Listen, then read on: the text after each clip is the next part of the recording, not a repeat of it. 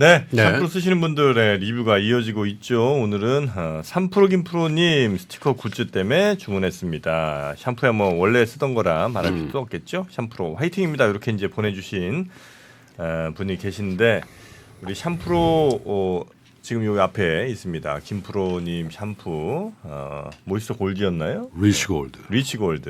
네, 그리고 우리 이프로님의 바디워시 정프로의 정프로의 2% 바디야. 네, 이프로님 바디죠. 네. 정프로의 또 아주 시원한 샴푸. 네, 그 빙하죠. 샴푸까지 세 가지가 함께 들어있는 샴푸로 기획 상품. 여러분도 혹시 집에 샴푸 떨어지셨다면 얼른 이걸로 한번 바꿔보시기 바라겠습니다. 자, 그러면 우리 박병창 이사님 모시고 시장 이야기 나눠보죠. 어서 오십시오. 어서 오세요. 예, 안녕하십니까. 네, 반갑습니다. 네. 자, 미국 시장은 약간 반등했습니다. 반등합니다. 예, 근데 뭐 반등합니다. 반등합니다. 예, 그런 기대감이 막 녹아 있는 말씀인 것 같습니다. 그렇습니까? 예. 근데 뭐 그렇게 크게 반등한 부분은 아닌데 그래도 긍정적으로 보는 것은 하락 출발했었어요. 장중에 하루 종일 반등을 해서 종가가 고가로 마감했습니다. 네, 이거 종가 좋은 거죠. 고가로 마감했다는 건 뭐 네. 기대감이나 저가 매수가 있었다 이렇게 보시면 될 것 같고요. 주요 지표들은 크게 움직임은 없었습니다. 그런데 달러인데스가 좀 올랐죠. 그리고 뭐 국채 수익률은 뭐 그만 좀 한 상황입니다. 근데 달러인데스 급격하게 오른 부분은 엔화 급등 때문에 그 영향을 많이 본 것 같습니다. 사실 BOJ의 YCC 정책 완화 얘기가 나오기 시작하면서 엔화가 148엔대까지 떨어졌었어요. 떨어졌어요. 네. 떨어졌다는 그랬다 그냥 건 강해졌다는 발표하고 얘기죠. 나서 그냥 곧바로 151.6엔 지금 아침에 제가 볼 때 여기까지 왔거든요. 이거 33년 만에 지금 최고치라고 합니다. 네, 이러다 보니까 달러인데스가 상승하는 그런 모습이 나타났고, 근데 왜 이렇게 많이 올랐느냐에 대해서 지금 논란이 굉장히 많고, 이건 여러 자료들을 지금 많이 지금 볼 수 있을 것 같습니다. 그래서 일본 걱정하는 쪽도 상당히 많이 있고 그렇습니다. 그런데 아무튼 뭐 아침 시험 방송에서 그걸 다 수령 설명드리긴 좀 어려운 것 같고요. 예.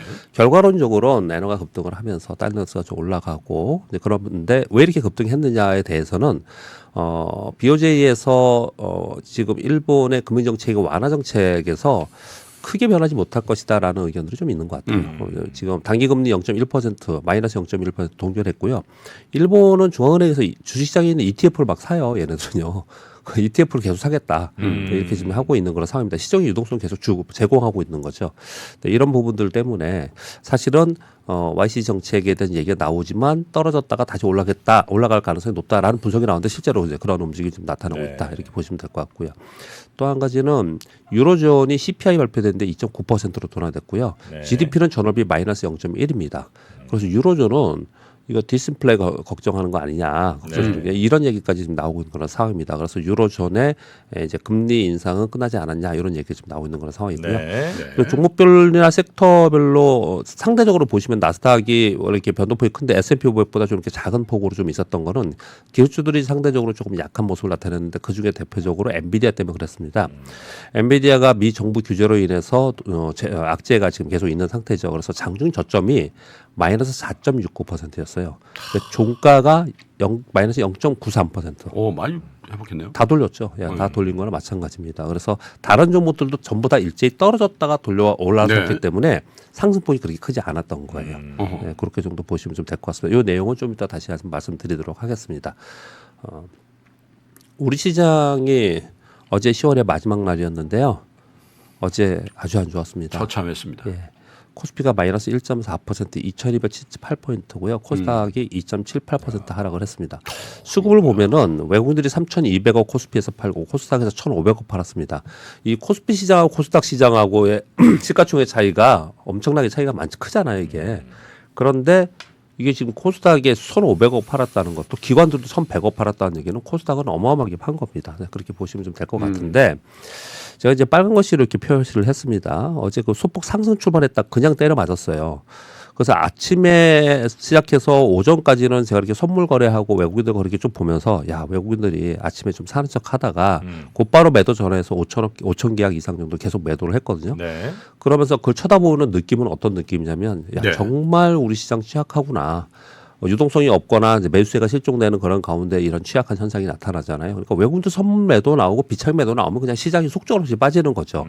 계속 그런 현상이 나타났는데 자 그러면 이제 빨간 글씨로 표시해 놓은 걸 좀 생각을 해볼게요. 어떻든 간에 그냥 그렇구나가 아니고 정말 왜 이렇게 파는 거야? 이런 생각을 좀 해볼 필요 있잖아요. 그렇죠. 일단 당연한 팩트라고 우리가 설정할 수 있는 거는 뭐냐면 지금 전체적으로 매크로 시황이 안 좋은 상황 속에서 위험자산 비중 축소를 하고 있는 거잖아요. 네. 거기에 이제 이머징 마켓의 비중 축소를 하고 있는 거니까 우리 시장에 매도하는 거는 맞아요. 환율도 그렇고 이거는 우리가 알고 있는 겁니다. 예. 근데 어제 그저께 이렇게 많이 팔지 않았어요. 근데 어제 유독 이렇게 많이 팔았냐? 이거를 좀 생각해야겠죠. 어떻든 시장을 보는 사람이니까. 근데 저는 이 세 가지 정도를 좀 보고 있습니다. 하나는 지금 공매도 관련 뉴스가 많이 나오고 있습니다. 오늘 뉴스를 좀 전해드릴 건데요. 전수조사한다는 얘기죠. 전조사하고 뭐 그 동안에 잠시 공매도 금지해야 되지 않겠냐 얘기를 하고 있는데 어제 대통령실에서 나서왔어요. 네. 그렇게까지 뉴스가 계속 나오고 있는 상황이거든요. 전에 제가 이런 경험이 있는데 이게 만에 하나라도 공매도 금지 기간이 발생될 수도 있잖아요. 그럼 외국인들 어떻게 해야 됩니까? 미리 쳐? 둘 중에 하나 해야 됩니다. 빨리 환매하든지 네. 그 쇼커버 하든지 아니면 이익을 극대화시켜야 되죠. 그래서 저는 이게 상당히 영향이 있지 않은가라고 저는 개인적으로 좀 이렇게 봤어요. 시장을 보면서. 그런 생각을 좀 들었고요. 그리고 그런 가운데 월말이에요. 그래서 이번 주 내내 말씀드린 게 정부님께도 계속 말씀드린 게 이들은 보통 전략을 갖고 하기 때문에 일정 기간 동안 일정 금액 일정 비중을 하는 거지 막 그냥 감정에 의해서 하는 게 아니잖아요. 그렇죠. 매매를. 그래서 월말 효과도 상당히 어저께 있지 않았나 우리나라에는 월말 매도가 나온 게 있지 않았나 이렇게 생각을 좀 하고요. 또 하나는 어제 장중에 우리나라에 알려진 소식이 일본 YCC 정책 수정이잖아요. 네. 요거는 전체 위험자산 시장이 그러니까 주식시장에 안 좋은 뉴스로 좀 작용을 하지 않습니까? 이 세 가지가 복합적으로 다 작용을 한 것 같아요. 월말은 뭐예요? 클로징? 지금 말씀드린 대로 이번 달까지 제가 이번 주에는 수급을 좀 보자 계속 말씀을 네네. 드렸잖아요. 지금 월요일 날 네. 아마도 제 생각으로는 11월에는 10월보다 규모는 줄 거라고 생각이 들어요. 그러니까 이달까지 이만큼 팔아 그랬으면은 월말에 나머지 부분을 다 팔을 가능성이 되게 있었다는 얘기예요. 제 말씀. 그러니까 방향은 정해졌고 예, 줄이는 방향인데 예. 미처 못 줄인 건 월말까지 기다렸다 했더니 월말에 다 정리 끝. 이런 거죠. 이번 달까지 네. 1,000억 팔어. 계속 100억 뭐 이런 식으로 팔았단 말이에요. 그럼 나머지 있는 거 그냥 얼마 팔겠죠. 매니저 입장에서는 그 규정대로 하는 거니까. 그런 부분들을 이번 주 월요일에 계속 말씀을 드리고 있었던 거지 않습니까? 네. 근데 사실은 제가 물음표를 쳐놨잖아요. 사실 어떤 게 전체적인 진위이고 뭐 때문에 그렇다고 딱히 얘기할 수는 없지만 이게 굉장히 복합적으로 작용을 많이 했습니다.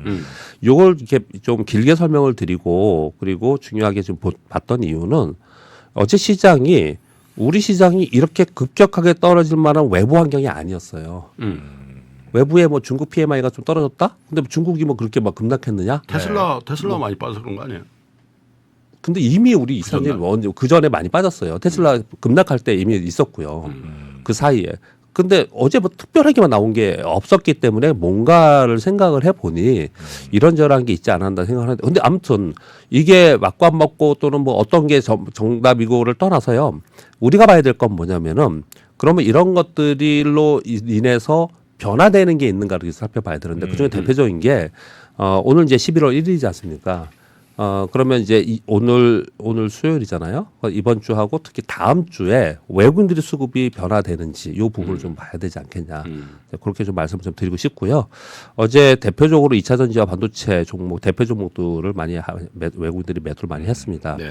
그리고 반면에 화장품주들을 좀 샀어요. LG생활건강, 아모레퍼시픽 이건 이제 가격 올린다는 것도 있고 광문제도 있었고 여러 가지가 있었거든요. 그래서 그쪽은 매수하면서 상승을 하고 그리고 기존의 주도주들은 매도하는 그런 특징을 좀 보였습니다. 네. 자 오늘 FOMC 회의 결과 나옵니다. 그러니까 뭐 제가 오늘이라고 하지만 우리는 내일 새벽 3시에 그렇죠. 새벽 3시에 알 수 있는 거고요. 오늘 ADP 민간고용 보고서와 졸츠 보고서가 나오고요. 제일 중요하게 생각하는 건 말씀드렸다시피 연말 시장은 누가 만든다? 옐런 장관이 이런 얘기가 나올 정도로 재무부의 분기 채권 발행 계획이 발표됩니다. 네. 그래서 내일 어마어마하게 중요합니다. 이 두 가지가 나오니까 내일 어마어마하게 중요한 그런 시장이 좀 될 것 같고요. 제롬 파월하고 자넷 옐런이 동시에 나오네. 그렇죠. 전 세계 글로벌 시장을 움직일 수 있는 두 사람의 입이 내일 좀 나올 수 있다 이렇게 말씀드리겠고요. 자 이제 그 동안에 뭐 시장이 안 좋았고 뭐 이런 것들을 쭉 설명을 계속 드렸으니까 매일매일 데일리로 말씀드린 거 여러분은 아실 거고요. 연말에 우리가 관심을 가져야 되는 부분은 뭐냐? 만일 조금이라도 우리가 기대를 해본다면 어디에 기대를 해야 될까라는 부분을 생각해 보면 한 4가지 정도가 좀 있을 것 같아요. 하나는 연준의 긴축 사이클이 막바지 신호라는 거는 연준 위원들이 계속 보여주고 있습니다. 지금 네. 자 이게 지금 하나의 존재에 있어요. 시장은 계속 하락하고 우리 시장이 하락하고 안 좋기 때문에 별로 이거에 대해 신경 안 쓰는 거나 모르고 있는 거 반영이 안 되고 있는 거지만 예. 맞바지 신호라는 게 분명히 있고요. 그렇다는 얘기는 사실 수급 요인으로 인해서 발생됐던 장기 국채 수익률이 하향 안정될 가능성이 있다. 요 얘기를 좀 하고 있는 거고요. 그리고 장기 국채 수익률 하향 안정 가능성은 상당히 있습니다.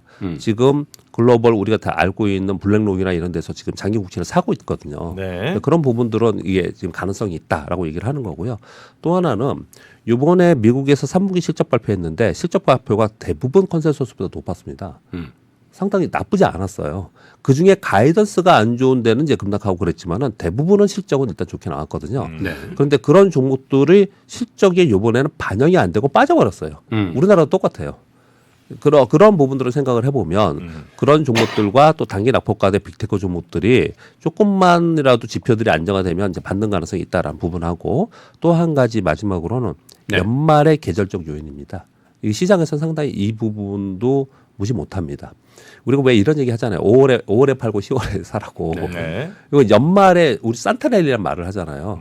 연말에 수요 기반의 여러 가지 이벤트가 굉장히 많고 그리고 전 세계 시장이 연초가 좋거든요. 연초 효과라는 게 있어요. 예, 연초 효과라는 게 있거든요. 그러면 이제 지금 11월이에요. 그럼 이제 11월 지나가면서 12월, 1월을 바라보고 뭔가를 하겠죠. 그래서 이 계절적 요인이라는 것은 상당히 있다라는 거예요. 그래서 지금 말씀드리는 거는 어제도 제가 만약에 시장이 오르면 뭘 어디가 오를까요? 이런 얘기를 했는데 제가 계속 네. 강조를 드리는 건 올라간다라고 우리가 얘기하거나 기대하는 건 아니고 그럴 가능성에서 만약에 있다라면 우리는 어떤 대비를 해야 될까, 뭘 봐야 될까라는 거는 우리 생각하고 하락하더라도 시장을 그렇게 봐야 되지 않겠냐고 얘기하는 거잖아요. 근데 만약에 시장이 상승하는 어떤 이벤트나 관심거리가 시장에 뉴스가 있다면 요게 될 것이다. 이렇게 될 것이다. 이렇게 좀 말씀드리겠고요. 변수는 여전히 있습니다. 불확실성 변수는 우크라이나 이스라엘 전쟁이 있고요. 그리고 미국의 정치권 노이즈는 다시 한번 나올 겁니다. 이 11월 중순 되면은 그 예산안 다시 또 해야 되잖아요. 그렇죠. 그래서 이런 정치권 노이즈들은 여전히 있다. 이렇게 말씀드리겠고요. 바이든 대통령 지지율이 아주 엉망이 됐더만. 그래서 네? 그래서요. 그래서 이번 11월에 네. 미중 간 정상회담에 정말 큰 그러니까. 이벤트입니다. 아, 또 아랍계들이 유권자들이 꽤 많거든요. 네. 완전히 그 입장을 바꿔버려가지고 그래 아시아계 아랍계에서 외면을 받으니까 네. 일부 주는 캐스팅 보트를 거기에 갖고 있다는 거예요. 스윙 스테이트 중에. 네네네. 그래서 거기 이제 왜냐하면 지금은 시진핑 주석도 되게 힘든 상황이고 바이든 대통령도 힘든 상황이라잖아요. 그래서 만나니까 거기에 대해서 시장은 얘기를 좀 하고 그 기대감이 11월 다음 주부터는 어떻든 반영이 되지 않을까라는 생각을 좀 생각을 해볼 수 있겠고요. 시진핑 바이든 회담, 예. 시바 회담. 저는 기대합니다. 가능성 전보다는 냉랭함이 좀 사라지지 않을까. 왜냐하면 둘 다 어려우니까. 동병상련이야. 예. 급하니까. 네. 그런 생각을 좀 그런 게 주식시장의 무상 굉장히 중요합니다. 이번에 네. 굉장히 중요하고요. 그리고 이제 국내 시장은 매크로 시장 얘기하면 우리가 어떤 흐름이고 뭐고 이렇게 뭐 어떻든 평을 할 수 있잖아요. 네. 국내 시장은 어떤 평가가 어려울 정도로 그냥 수급 위기예요. 수급 위기. 제가 빨간 것을 이렇게 표시해 놨는데 우리 한국만 위기인가? 자, 이 차트를 한번 볼게요. 이제 월봉을 보겠습니다. 첫 번째 차트는 S&P 500의 월봉입니다. 지금 3개월 빠졌어요. 이거 올라갈 때 이럴 때 있습니다. 이 S&P 500 월봉이에요. 이 나스닥 월봉입니다. 3개월 빠져서 지금 화면 보세요. 이런 월봉이거든요. 그 다음 화면은요. 대만입니다. 대만은 정치적이나 이런 부분도 우리보다 훨씬 더 혼란스럽고 또 그렇거든요. 그리고 기술주들이 빠진다고 하는데 대만은 우리보다 기술주들이 훨씬 더 시총이 높아요. 근데 대만의 이게 월봉입니다. 이 밑에 이 수평선으로 그어놓은 거는 뭐냐면 연초지수입니다. 연초지수. 연초지수에 대비 S&P 500은 이만큼의 괴리가 있고 나스닥은 이만큼이나 있어요. 그리고 대만도 이만큼이나 있고요. 그다음 우리 코스피를 보겠습니다. 코스피는 지금 다 있습니다. 다 내려왔어요. 연초지수에 다 내려왔어요. 우리 코스피 지수는요. 그리고 우리 코스닥 지수입니다. 연초지수에서 좀 남아 있거든요. 그리고 우리 코스닥 지수에 연초지수에 좀 남아 있지만은 이 장대 운봉이 두 개가 생겼잖아요. 9월, 10월에요. 9월에 9.4% 정도가 빠졌고요. 요번에 11% 정도 빠졌어요. 이게 두 달 연속 10%, 10%. 우리가 시장 코스닥이 위기가 발생을 할 때 20% 빠진 적은 있습니다. 그런데 두 달 연속으로 10%, 10% 빠진 거는요. 2000년 후에 한 번도 없었어요. 그렇게 없었습니다. 자, 그러면 제 어딩을 들어보세요. 다른 나라들은 다 연초부터 위에서 조정을 보였지만 위에 있는데 우리는 원위치했어. 그리고 우리 코스닥은 2000년 이후에 24년 만에 처음으로 두 달 연속으로 10%로 빠졌어. 그럼 그 얘기 딱 들으면은 뭐냐 이제 우리 시장은 달린다. 이제부터는 달린다. 한국은 다 빠졌다. 저는 그렇게 희망적으로 그렇게 들으세요. 제가 말씀드린 건 뭐냐면 그럼 우리만 위기야? 다른 국가는 아닌데 우리만 시스템 위기야? 뭐 그런 푸념이나 그런 생각을 할 수 있는 거잖아요. 네. 물론 우리 시장이 어려워요. 우리나라의 뭐 GDP 성장률이나 이런 부분 상당히 그렇습니다. 그런데 상당 부분 저는 그래서 옆에 한국만 위기 옆에 수급 위기라고 이렇게 써놨습니다. 그래서 수급 역량이 훨씬 더 많이 좌우되는 시장이에요. 우리 시장이 원래. 그렇죠. 원래 그래요. 이제 말씀을 드려볼게요. 외국인들이 위험 자산을 축소한다고 해요. 전체 시장에서 글로벌 자산에서 위험 자산을 축소를 해요. 그중에 예를 들어서 MSCI에서 위험 자산 축소를 하는데 이머징 자산에 축소를 한다. 그 이머징에서 우리나라 한 15% 돼요. 근데 이머징이란 말도 되게 웃기는 거거든요. 제가 한번 읽어드려 볼게요. 이거 백과사전에 어학서에 어떻게 나와 있냐면 이머징 마켓이라고 하면 높은 성장률과 산업화 과정을 겪으면서 자본시장 부분에서 급격한 성장세를 보이는 국가들의 시장이 이머징 시장이에요. 이모지 뭐 떠오르려고 뭐 이래야 되는데. 그럼 우리가 그렇습니까? 아니잖아요. 아니잖아요. 자, 그런 상황 속에서 우리가 이머징 마켓에서 아시아에서 비중이 굉장히 크단 말이에요. 네. 외국인들의 입장에서 야 이거 줄여야 돼. 그러면 굉장히 쉬운 거예요. 우리 시장이. 한 방에 그냥 그 금액을 딱 줄일 수 있는 다른 시장은 약하잖아요. 그만큼 우리 시장이 크지 않습니까? 네. 그러니까 우리 시장에서 때릴 때도 굉장히 빨리 때리고 근데 살 때도 그 사정은 굉장히 좋겠는데 살 때는 그거보다는 좀 속도 느리고 그래서 이게 우리 시장에는 수급적 요인의 충격이 훨씬 더 많은 거고요. 그런 상황 속에서 우리 시장의 공매도가 어마어마하게 많거든요. 그래서 공매도 얘기가 자꾸 나오고 있는 거다. 그래서 사실 공매도 관련해서는 저도 발언을 별로 안 했는데 이번 차에는 공매도 손질을 하면서 금지 한번 하고 대대적으로 해야 되는 건 분명히 맞지 않을까 이렇게 생각을 좀 하고 있습니다. 네. 그래서 우리 시장이 다른 시장에 비해서 과도하게 이렇게 빠지고 있는 그런 상황 자체는 상당 부분 수급 요인이 많이 작용을 했다 10월에 그렇게 생각을 좀 하고 있는 상황이고요.